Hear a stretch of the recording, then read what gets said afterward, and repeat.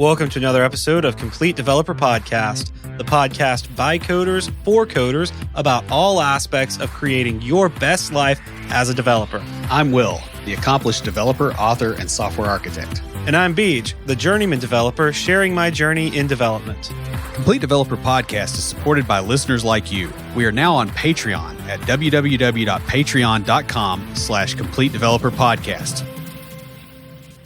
Towards the tail end of COVID times, or still in the middle of them, depending on where you live, a lot of news articles started talking about a phenomenon called the Great Resignation. While you probably have a rough idea of what's going on, it's well worth further discussion because many of its implications are going to reverberate within the software industry for years to come.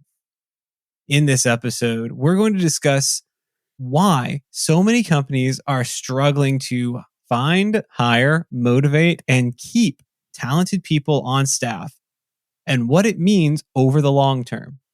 But before we get started, Will, what have you been resigned to this week? Pain, mostly. So we went whitewater rafting on the Ocoee Sunday, and we hit a set of rapids, and my friend, who's one of your coworkers, different department in the same org, fell out, and I fell out. He didn't hit any rocks, but when I went in the water, there was a big rock sticking up, and it went between the front and back of my life vest and caught me basically right in the liver. Knocked the wind out of me while I was underwater. I came up just in time for my face to plant into the back of the raft that was in front of us, and I went under that. Came out from under there, was all disoriented, spinning around. I hit a rock. That slowed me down, so the raft hit me again, knocked me into another rock. Got rolled 3 or 4 more times, and then came out basically on my back with my head downstream and my feet sticking up. But I was out of the rapids. We're out of the bad rapids. It was still rapids, obviously, but it wasn't like dangerous. It wasn't like being rolled by a crocodile at that point. You know, I'm like trying to figure out if anything's broken.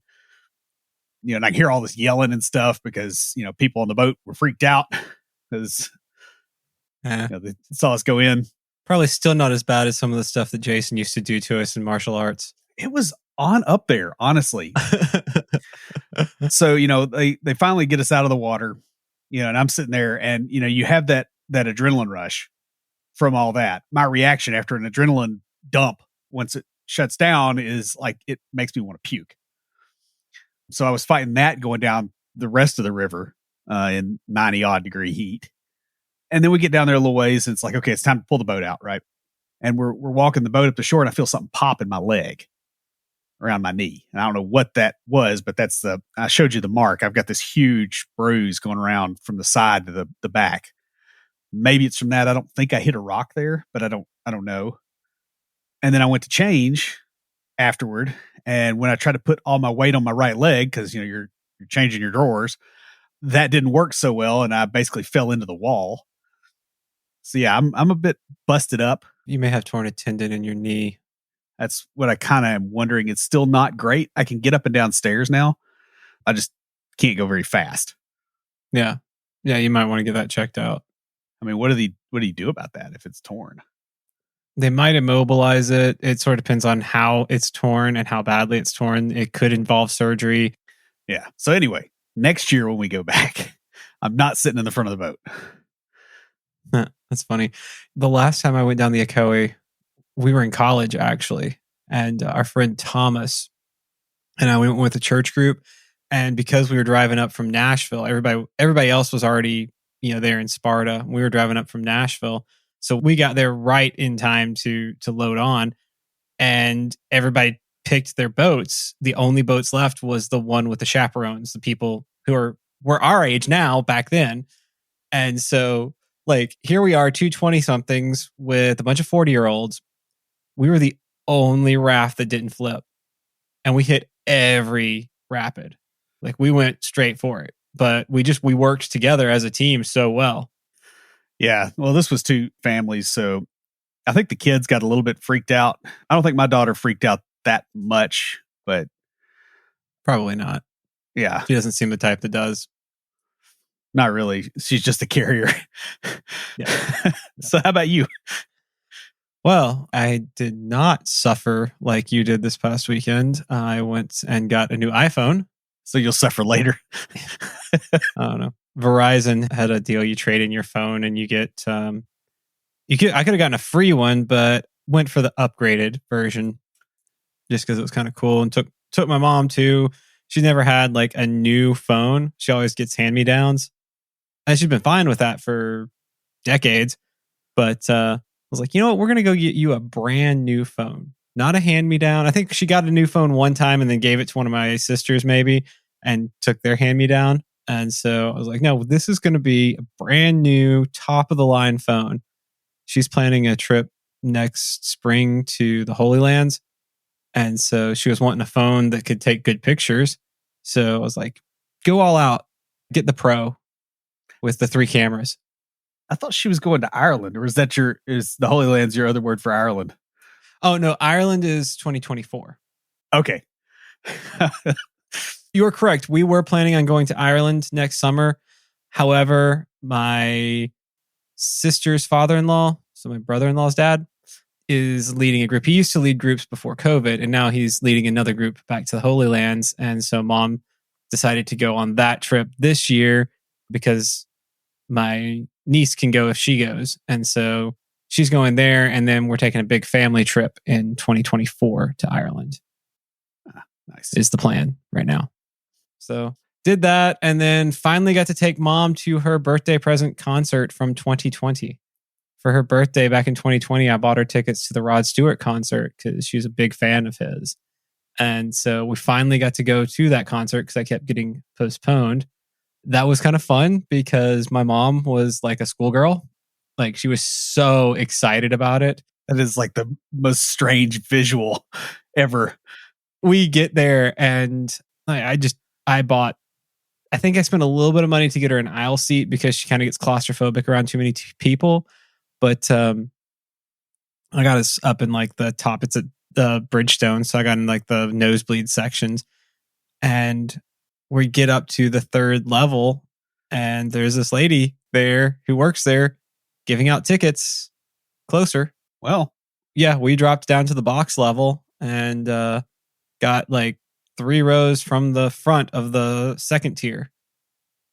And it was an aisle seat too, all things. Yeah, so like it worked out really well. We had a great time. So it was interesting. I tell you what, for 77 years old, Rod Stewart can still move. He was up there dancing around on the stage and everything. Probably doing better than I could do right now. Well, I mean, even before I was injured, honestly, my dancing wasn't so hot before then. Definitely an entertainer. Though you could tell the show was laid out very meticulously. Like, it was well planned for him to have rests and breaks throughout, to where like he'd be up dancing around and stuff, and then they'd have like the girls on violins come out and play something, and he'd be resting behind stage and then come back out for something else. So it was a well planned out show to allow him to do that. Saving money is hard, especially when you like to go to concerts. True that, yo. Lucas Casares is a fee-only certified financial planner. He owns and runs Level Up Financial Planning virtually out of Fort Collins, Colorado. And just like us here at Complete Developer Podcast, he focuses on helping you to not only establish a real plan for your life, but also to take action on that plan. Guys, investing in financial planning services really comes down to whether or not you can improve your finances. With the help of Level Up, the compounding impact of making better financial decisions will easily pay for itself. Level Up has a unique pricing model as well that will help you no matter where you are in your financial journey.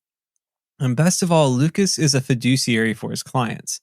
What that means is he's not here to sell you a product, but to help guide you to a better financial situation. You can catch his podcast, Techie Personal Finance Bootcamp, where he covers financial topics that you probably face and interviews other IT professionals who share how they navigated their own careers. You can also learn more at levelupfinancialplanning.com. In the last few years, companies have noticed that it is getting harder and harder to hire employees. They've also noticed that it is more difficult to keep good employees and to motivate the employees that do stay. This phenomenon has come as a surprise for many, employers and employees alike. Yet, like many major disruptions to life, all the signs were there for years before. In fact, had COVID not happened, a lot of the trends that we're about to discuss probably would have happened anyway, just at a different pace and a different timing. One thing that I have told a lot of people trying to explain the whole concept to them, is that it's natural for software developers to switch careers every 3 to 5 years, really. But what happened is nobody was able to switch careers for several years. So you had several years worth of people who normally would have switched over time, switching all of a sudden. Yeah. Well, and there's other timing issues and uncertainty and all kinds of stuff that we're going to get into. But as to this phenomenon, you can ask anybody that's in an HR role or in a managerial role. It feels pretty much impossible to hire people. Potential recruits ghost you, and retaining employees is an absolute nightmare right now. There is a pretty terrible churn in most software development departments, and this churn results in burnout and in the best people going elsewhere. The bad part about this damage is not just the damage itself, but that the reaction to the damage causes more damage. More than half of any problem that occurs in a group of people is due to the reaction to the problem anyway, and that's kind of where we are. The Great Resignation is really a reaction to an ongoing crisis whose roots stretch back far before COVID. And the end of the Great Resignation is not coming anytime soon. So, what exactly is the Great Resignation?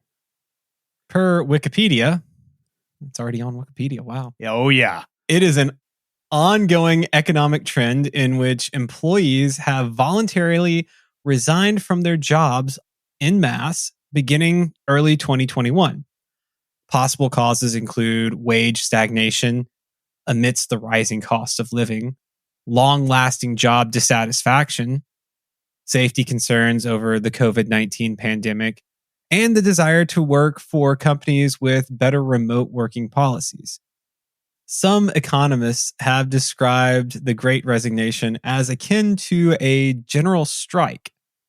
In short, the Great Resignation is the perfect storm of a variety of trends all coming together, all of which have resulted in understaffing, employee churn, difficulty in hiring, and a lot of unmotivated employees. In this episode, we're going to discuss the Great Resignation and its implications in the tech sector. There's a lot of other stuff going on outside of tech too, and those are, different concerns. And I want to point out here that we don't have any solutions, and neither does anybody else. But we do want to talk about the broad trends that have caused these changes and what they're going to mean for the next decade or so in tech. Honestly, we didn't get into this situation overnight, and we're not going to get out of it overnight. These things are going to basically go until they stop going, and you have to deal with them until they do. So we're going to talk about that instead. Yeah. So first up, let's talk about the precursors. Is the part that I feel like everybody's missing. Like, I read so much crap on this, and nobody talked about what came before. They just act like, oh, COVID happened, and then the Great Resignation happened. It's like, no. That's like you got a guy that drinks a 6-pack a night and smokes a carton a day and works with dangerous chemicals, and all of a sudden he gets cancer because he got too much sun one day. Like, that's not what happened. Yeah. No, that makes perfect sense. Before COVID, there was a strong culture of hustle, overwork, and striving that a lot of times led to burnout. Not that either one of us have ever experienced that. Or we're experiencing it then. Yeah, that's true. Health issues and overall misery. All this combined with the lack of upward mobility at a lot of companies basically meant that people were already burnt out and frustrated with their jobs before COVID hit. In fact, I changed jobs in August of 2019. And I got the job I'm in now, kind of. Well, the company I work for now, I started there in November 2019. The job has changed quite a bit. But, the thing is even if you liked your job, any raises you got pre-COVID were tiny, and they were typically less than inflation, even at good companies. And because of this, people tended to job hop because that was the only way to actually increase your purchasing power. Your income might go up, but inflation was eating it, essentially. And so that was already a common practice before COVID hit. Also, technology was changing so quickly that not many companies could keep up with it. And this meant that if you stayed in a job for too long, you a lot of times were just maintaining older code because they couldn't keep up with the JavaScript framework du jour. Yeah. Seriously, that's what it was. What's the French word for hour? Because it feels like it's faster than du jour, or it was then. Du heure? I don't know. Somebody in France probably send us a message. Hey, I think our editor's in France. Julian, do you know? Yeah. Shout out to our editor, Julian. He does a great job. But basically, if you did it long enough, it would be harder to get a new job. Yeah. And we saw several people do this. They stayed too long somewhere. And it was, you can go back and listen to our old episodes where we talked about that. Yeah. So in this environment, all the storm clouds are here and we're pretending like it's not going to rain. The pandemic arrives. And everybody that could started working from home. In fact, they were made to. Even if you kind of couldn't, you still had to. Had to figure it out, man. Well, I was already working from home. So were you. But I know a lot of people who really struggled with it. Yeah. And part of the struggle as well was, their spouses and their children were home too. And, needing, fast internet, stable internet. I know a lot of people that had like the cheapest internet plan because they got done with work and they went and they played ball or they did something else. They weren't home on the web all the time. And so they didn't have fast internet. And so when it came time to work from home, they had a problem. And with everybody stuck at home, this added a lot of stress to people's lives. And it also made people start looking at their own priorities, right? So you're either around your family and you can't stand them, or you're around your family and you're like, I like them. I wish I was around them more. Or stuff kind of evened out, especially in an environment where everybody's scared. And this caused people to really look at the decisions they made in their life and go, okay, is this a smart decision or did I make this decision because I fell into it? And on top of this, there was a huge wave of layoffs during March and April of 2020, as a lot of companies saw their business models collapse or were forced to radically change. Yeah, there was a lot of layoffs and a lot of people without work for extended periods of time. A lot of people switch careers during this time too, because they were home, they were getting like at least something. Like they ramped up the unemployment pay for people, especially if they got laid off because of COVID. And so they I know my mom did that too. Yeah, and some people just had a lot of, they had savings. There's been a bunch of people that, started new businesses and all kinds of stuff or moved. It shuffled everybody's life. Mm-hmm. And as the pandemic continued and became the new normal, this also led to a wave of resignations because people adjusted to the new normal and they rearranged their lives to accommodate change. I mean, there's a lot of people that had lower paying jobs and they were in 2-parent households. And they figured out that between the, government benefits and the other stuff, like they weren't that far off from being able to just make it on one income. Yeah. And there's a chunk of people that, were just in that sweet spot and they did that. Not much in our industry, but in some industries that was definitely a thing. Or they realized they've been spending a lot of money, going out, like going and hitting bars. I mean, you and I've got friends that go and hit bars and they're at the bar 3 nights a week. And, eating at nice restaurants and stuff. And they couldn't do that. And all of a sudden they've got extra money and they're like, well, why does my wife have to work? Yeah. Because they were close already. So that definitely is a thing that happened. Mm-hmm. It's also had impacts in the real estate market. A lot of people moved to new places, several for economic reasons or because they found changes in their environment to be intolerable. I mean, this was before the pandemic, but I moved out of Nashville just because I didn't like what Nashville was becoming. It wasn't the city where I grew up. Yeah. I mean, I don't like it here. It's changed in a bad way. The other thing that happened to a lot of people here in Nashville is their property prices went up substantially because there's all these people moving out of California, some of these other places, they move here. Well, they're used to paying what they paid over there. And all of a sudden your house price has gone up $100,000. And oh, by the way, your property taxes went up 37.5% in Nashville too, or something ridiculous. I forget what it was. And so you're looking at it going, well, I work from home, so why am I here? And so those people moved, and they moved to small towns, and they paid a higher house price, which bumped up the price in those small towns too. It's happening out this way too. It's getting expensive to buy houses, even out where I live in the country. It's getting like a lot of people are moving out here. Though I will say the nice thing is they got trash service out here now. I just signed up for it. $25 a month. Oh, do you get a burn barrel? They bring you one of those?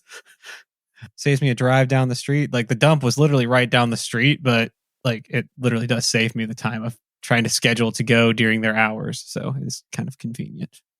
Yeah, and the environmental changes though were a big deal, right? Like a lot of people were in areas where, okay, you know, they've got a spouse, they got a kid or two, they have kind of a small apartment, and it worked when everybody was just coming home to eat and go to sleep. But when you have to be there 24 hours a day, it's completely unworkable. A lot of folks just got out because of that. So remote work also had another impact, or another set of impacts, because as everybody shifted to remote work, people started developing new routines, and they learned just how much time was actually wasted in their day, especially things like commutes, various meetings, how long it took them to eat lunch. You know, because you take the whole 1 hour lunch break when you're working in the office, if you possibly can, or you come back in at 59 minutes and 59 seconds, right? Like you're going to use that whole lunch break because you just don't want to be in the office. Well, if you're at home, you might not. And so people were routinely finding that they had 2 hours, 3 hours extra every day. And that makes a huge, huge difference just in the way everybody looks at everything, because they're like, man, what a waste. And they realize a lot of them have been doing it, 20, 30, 40 years.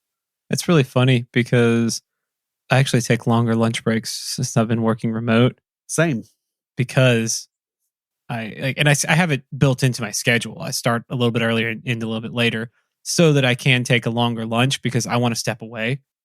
Whereas in the office, I was like, especially as an extrovert, I was around people and I would always I would step away to go get coffee. I would talk to people and stuff like that, go ask some questions. Whereas at home, I'm constantly just sitting here staring at a screen all day long. Might take the dog out a little bit, but I take a long lunch break so I can go to the gym, have a little bit of social interaction. I've gotten to become friends with the people who work at the gym now just because I'm there all the time. You probably also noticed that it didn't hit your productivity at all. Like you could probably double the length of your lunch break and have the same productivity. Oh, yeah. That you had in the office before. And a lot of people found that out. Mm-hmm. The other thing is like the amount of time lost to useless processes, stuff like commuting and even just being pestered by other coworkers. I don't want to say pestered, but like it is. It's like people don't bother you as much when they have to call you. Yeah, unless you have kids in the house, and then that can be a little bit different. But yeah, but like your coworkers don't bother you as much unless they have to call you, or like if they have to call you versus being able to just like walk around the corner or stand up. And they collect their thoughts better because they can't do it immediately. I mean, that's the other thing too, is there's a lot of really stupid inefficiencies that we all engaged in. And yeah, remote work also gave people control over their working environment. So my previous job, it was going into the office. Well, towards the tail end, I got 2 days a week remote, and then they decided to change it with no warning. And that's when I resigned. But, I didn't have control over my environment, right? It would be hot. It'd be cold. There'd be somebody burning a scented candle that made my sinuses go crazy. There's loud noise. We had a coworker in there. His nickname in the office was Radio because you could hear him from 1,000 yards with no wires. The guy was unbelievably loud. Like you could put in like earbud headphones and put noise cancelers over it and listen to metal music, and you could still hear him talking over whatever you were listening to. I mean, like I'm talking like you could hear him over Amon Amarth. Yeah. Like, what do you do with that when you're trying to work? And so like that lack of control really bugs people, but everybody got used to the lack of control. It was just like, oh, that's just the way things are. And all of a sudden it was the way things weren't. Finally, remote work also removed the assumption that you can go anywhere other than your house for things like working out, being entertained, having a meal with friends, that sort of stuff. Yeah, a lot of people learn that too. They're, like I have the home gym, right? Like I can go Hmm. walk down the hall here and I can lift. Well, if I was in a small apartment, that's not a thing anymore. And if I had a gym membership, that didn't work. And all of a sudden I'm looking at my space going, I can't do half the stuff I used to do because I don't have room. Hmm. And so a lot of people looked at that consideration and the money situation going on, and they're just like, I'm going to use that remote work capability to get myself into a better situation for this. Yeah. The next thing with the Great Resignation is that we're going to discuss is the people driving the resignation. Yeah, there's some demographic differences for sure. That's for sure. The greatest increase in resignation rates was driven by millennials and Gen Z. Doesn't surprise me, the newer end of the workforce. Yeah, they're also the ones that probably got cut a lot too. Yeah. Yeah. More than half of the Gen Z workers reported planning to leave their job within the next year. That's per Harvard Business Review. And that doesn't surprise me because they are very new to the workforce, and a lot of them probably are Gen Z in their 20s yet. They're in the early 20s, right? Yeah. Well, and the other thing is what happened to their mentoring situation? Like they come into a new job, like nobody knows how to mentor remotely. Like nobody ever thought of that. I didn't think about it in my book very much. And I wrote a book on remote work. Like it's just not something that was in everybody's headspace until everybody's like, oh yeah, this totally messes people up. There was also a pretty noticeable impact on women. There was a so-called she session, which is a cutesy way to say it. It's just like, hey, they figured out there was a better deal. And it accounted for around 16% of the total U.S. employment shortfall during the COVID years. Or during, Oh, wow. Yeah. And there are a variety of reasons for this, right? Like a lot of them, it was work-life balance. A lot of them, it was just changing living situations. People were, obviously going through major life shifts while this was going on. People were getting married, people were getting divorced, those kind of things. That, with the added stress going on, people were making different decisions than they would have otherwise too. Yeah. It wasn't they were driven to a decision. It's like they were looking at a decision coming and making a different one. That makes sense. Like, I really do get that. Yeah. Resignation rates fell for those aged 60 to 70, while a large number of people 55 to 74 withdrew from the workforce, which encompasses 60 to 70. Yeah, it does. And it was weird on the stats there. But it makes sense. My mother is a nurse, retired now, and she retired about a year and a half earlier than she'd planned on it because of COVID. But the thing is, more of them are going to continue to leave as the boomers, at least those who are at an age where they can retire. Or at a financial situation where they can. Yeah, age out of the workforce. But yeah, there are going to be fewer and fewer of those. Of course, as Gen X ages into that age range, we won't be enough to replace the boomers. There's not as many of us. And the highest rate of resignation was in the cohort ages 30 to 45 years old. And this actually makes a lot of sense too, because a lot of those people, us included, we left college like right after the 2000 collapse, right? It was just a few years after, and stuff was not recovered by that point. And the later, like you get into the millennials, the early millennials, like they left and the 2008 crash happened. Maybe they had a year of work experience and then they lost everything in that crash. And, we had similar stuff at different points later where other things got to be problems like student loan debt and, medical costs and housing costs and all these other things. And they, like, people in this cohort have left college and started their careers and continued their careers in a situation that does not allow them, very easy family formation or, building households and those kind of things. And as a result, a lot of these people are looking and going, yeah, I'm not going to get hurt again. I'm going to go ahead and start looking instead of getting pushed out. Yeah. And a lot of them, frankly, have given up on the American dream, as it were, home ownership entirely. Yeah, that's true. At this point. I've seen a lot of posts about that. I don't know. It's interesting because you also have just general turnover that didn't happen during COVID because everywhere was on a hiring freeze. And, then when they started hiring again, people were like, oh, I can leave and get paid more, because that's a lot of times how you get paid a decent amount more. Yeah. And they stayed somewhere, a lot of times just because of the lack of stability too. Mm-hmm. And then as they got used to the situation and got more comfortable with it and became more normal, it's like, okay, now I can go. And that takes people a while. I mean, people adjusted to, I mean, heck, World War II, people were getting jobs and leaving jobs. Mm-hmm. When London was being bombed, the life went on. So, it's no surprise that people did that during COVID, even though it's counterintuitive. It's very interesting how it hit different cohorts, based on the expectations. Like I can understand the 60 to 70 cohort sticking around because it's like, hey, you're retiring where you can fairly soon. Just stay where you are and don't risk getting out in the market. Mm-hmm. Or you've got longer term plans for when you retire. You don't want to like change jobs and then move 4 years later when you actually retire. Yeah, exactly. Now I could see them, and I actually do know a couple who have changed jobs to move to where they want to retire. Yeah. And it's like, hey, this is where I want to go when I retire. I want to be closer to my kids. So they switch jobs to somewhere closer to their kids. Yeah, and a lot of those switches also went to places where there were less restrictive COVID lockdowns, and where the disease was maybe less, and those kind of things as well. Yeah, that has happened a lot, I've noticed. All right, so now let's discuss when COVID ended. Yeah, and we put that in quotes because we all know that it hadn't. It's more like when the panic ended and when people got used to things. Yeah. And adjustments were kind of done, and people kind of got back into a new routine, basically. Mm-hmm. Yeah. So massive inflation is basically here for most of us. Yeah, it's all up in our grill. But wages haven't kept up. Even if you have gotten raise or COLA increase, it's not enough. I can just tell you that right now. Yep.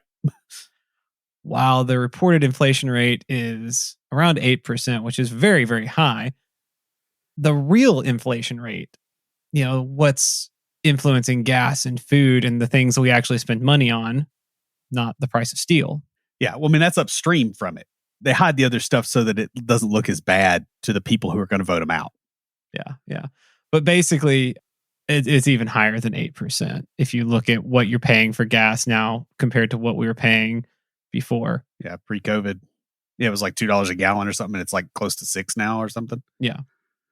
Or food prices. That's the one that's gotten me. Like I can kind of deal with the gas just by not traveling as much, but I eat a lot less. I've lost weight and therefore I eat less, but it's still more expensive.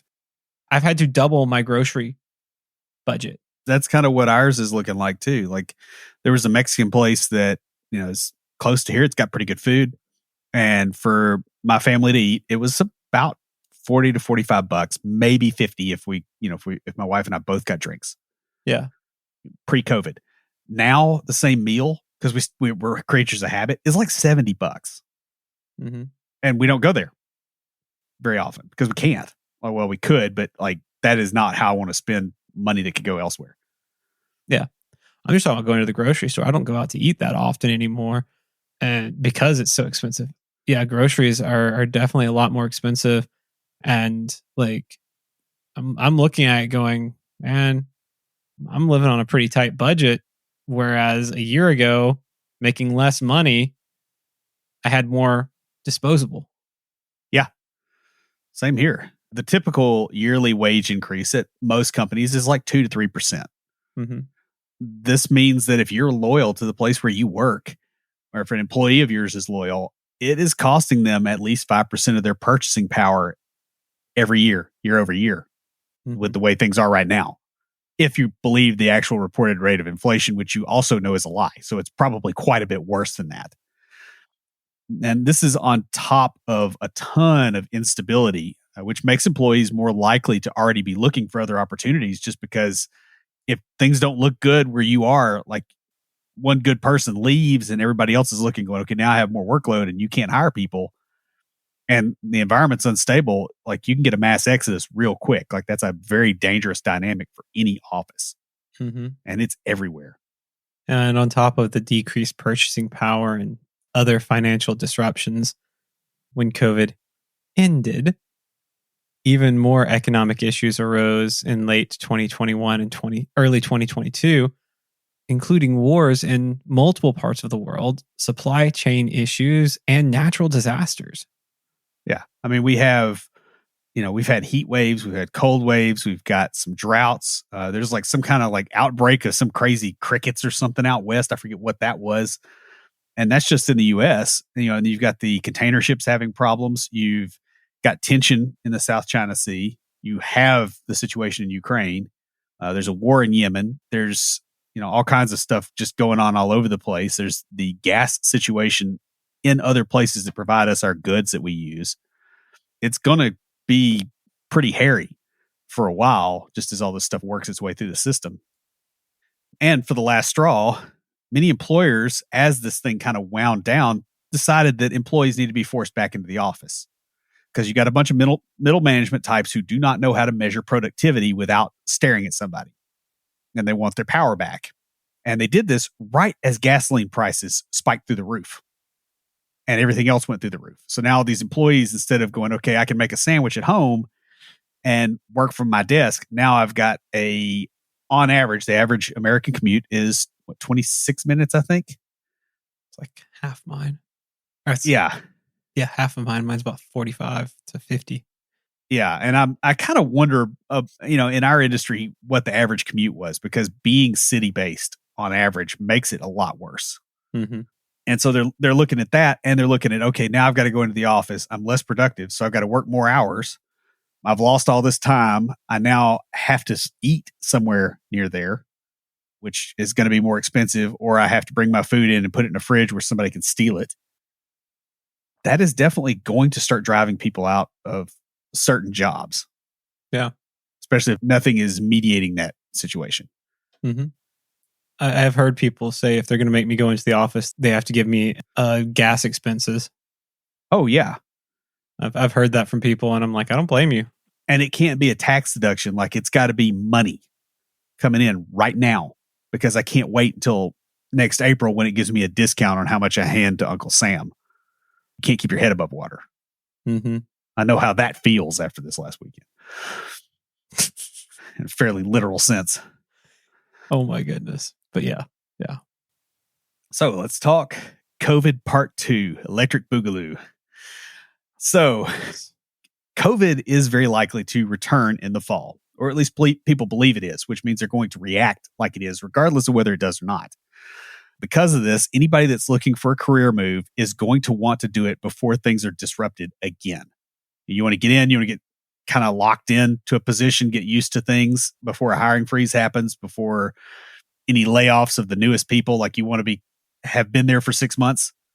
And this is combined with very rapidly declining purchasing power and frankly, shortage of goods in a lot of cases. People are starting to look for new jobs right now. So it's going to be a bigger wave. Mm-hmm. Also, if a company is trying to force workers back into the office, they are by implication forcing those employees to live in a higher cost of living location. And knowing that they're probably going to be back into a remote work environment again at some point in the future. Yeah, you're basically putting them in a position where it's like you have to live close, where you can't afford enough space to work remote, because we want you to come into the office until COVID hits again and you're forced back home and your life is destroyed again. And people are looking down the barrel of that and going, hey, it's not worth it. Yeah. And this gets even more difficult if you've got children or older relatives at home, especially if your living quarters are small. You may just be looking at a situation going, I don't think this is good for the people in my house. Even if everybody gets along and you do have enough space, and you may just go, hey, I want to move somewhere further out where I do have some room and where my kid can go out in the yard, where I can say, please go outside and play with bugs and sticks and leaves and, sitting here on Minecraft and talking loud while I'm trying to work. Yep. And you want a place that's going to be safe for that too. Yeah. That's the thing. A lot of the tech hubs are in cities that it's just not safe to have the kids running around outside anymore.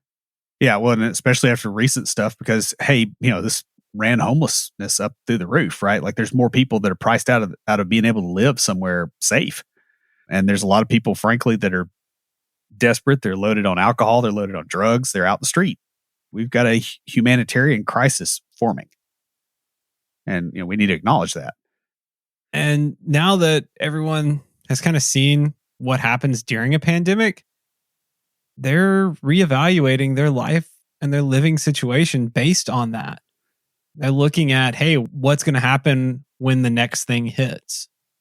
That's a mindset. I mean, if you go back to our grandparents or great grandparents, for some of you guys, and you look, that changed the way they saw the world going through that, and it never went away. They continued the habits they developed during that time. Well, like my grandmother was born, I think 2 weeks before the market crashed. Her very formative years were during that time. She was born in 29.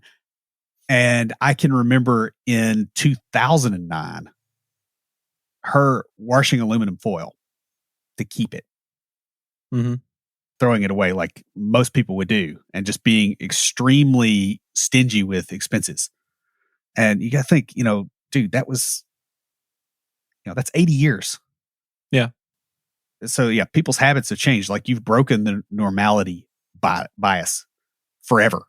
At least until all of us are gone. Everybody that's experienced this is gone. Like, what we assumed was true before is not true now. Mm-hmm. And it never will be again. So the Great Resignation is here, and it's unlikely to end anytime soon. There are a ton of reasons for it, from economic factors to changes in culture. Ultimately, the cause is that numerous factors, including COVID, but not limited to it, caused people to reevaluate their jobs and their lives. And while employees, especially those in certain cohorts, were rapidly changing their priorities, many employers did not change their assumptions, their expectations, or even offer a cost of living increase in the face of rising inflation. Adding to the fun, a huge cohort of people is leaving the workforce in the next decade anyway. That's the boomer exit. Finally, COVID and other challenges are still here, adding to the uncertainty that fueled the Great Resignation in the first place. At the very least, it's all going to continue to be very interesting for quite some time. And that's pretty much all we've got. Stand by for Titanfall. If you have a question or comment, please email us at neckbeards@completedeveloperpodcast.com. Our theme music is an excerpt from Stand By for Titanfall by Pure Bells, available on SoundCloud and licensed through Creative Commons. For references, show notes, and extra tips and insights, be sure to check out the website at completedeveloperpodcast.com. Help us make the show possible by supporting us on Patreon at patreon.com/completedeveloperpodcast. You'll get extras, including a weekly aftercast where we discuss the topic of the week and bonus material with some of our patrons. You can also follow us on Twitter at CompleteDevPod, like our page on Facebook, and follow us on Instagram to keep up with news about the show. Join the conversation anytime via Slack by signing up at slack.completedevelopernetwork.com. Thanks for listening. See you next time.